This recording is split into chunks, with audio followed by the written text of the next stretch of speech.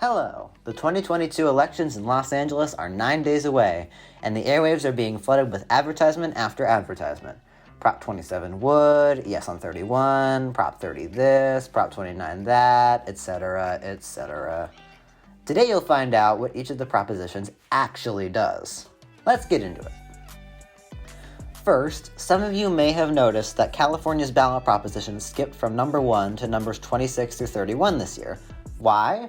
Because California titles its propositions in increments of 1 each election cycle. For example, in 2020, the last proposition on the ballot was Proposition 25. That means the 2022 propositions start with Proposition 26. This cycle resets every 10 years.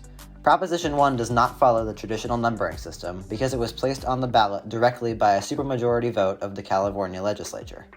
Now back to your regularly scheduled programming, the descriptions of each proposition. Prop 1 would amend the California Constitution to enshrine protections for abortion rights. Abortion is already protected in California through state laws and court rulings, but the legislature-approved ballot measure would provide an additional protection for the procedure. Props 26 and 27 are both centered around sports betting in California. Prop 26 would legalize sports betting, roulette, craps, and dice games in person on tribal lands and at 4 horse racing tracks. Tribes must be in accordance with individual gambling agreements with the state when offering these new gambling options. Prop 27 would legalize online sports betting for licensed tribes and companies affiliated with licensed tribes. Both propositions would tax 10% on profits to help homelessness and gambling addiction programs, among others. Major gaming tribes support Prop 26 and gambling companies support Prop 27. Props 26 and 27 are especially complicated, so check out my video focused solely on those two propositions. Link will be in the description. Prop 28 would increase funding for arts and music education in California preschool and K-12 public and charter schools. The funding is estimated to comprise 1% of required funding for public education, though more funding would be given to schools with more economically disadvantaged student bodies, and cost $1 billion per year. School boards would also be required to confirm to the state that the additional funding was used for arts programs and then make that information available online. The funding would likely be mostly used to hire arts and music teachers and staff. Prop 29 would require kidney dialysis clinics to have a physician, physician assistant, or nurse practitioner on site while any treatment is being given. This is the third time Prop 29 has made it onto the ballot, with the measure failing to pass in 2018 and 2020. California's roughly 600 dialysis facilities treat around 80,000 patients a month, and some worry that there is inadequate patient care.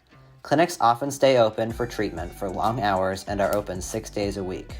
2 private dialysis providers run about 75% of California's clinics combined, and they oppose Prop 29. Prop 29 supporters include a Bay Area healthcare workers' union. Prop 30 would tax Californians an extra 1.75% on earnings greater than $2 million and would take effect in 2023. 80% of the generated revenue would go toward encouraging the purchase of electric vehicles, building electric vehicle charging stations, and helping California residents, businesses, and governments afford electric vehicles.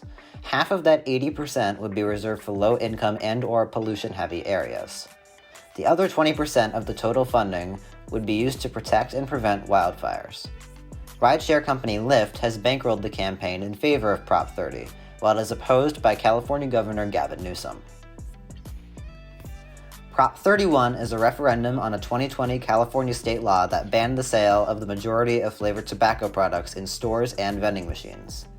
Tobacco companies unhappy with the ruling then fulfilled the requirements to force a referendum, which temporarily blocked the law until the referendum's conclusion. If a majority of Californians vote yes on the referendum, the law will be reinstated. If a majority votes no, the law will be struck down. Since this is a bit confusing, I wanted to reiterate. Voting yes bans most flavored tobacco. Voting no allows the sale of flavored tobacco. That's all for this one. I hope after watching this video you know a little more about the propositions on the ballot this election and can make an informed decision on what to support. My election run-up videos are done, but I will be doing some post-election recap videos, so stay tuned, remember to vote, and catch you later.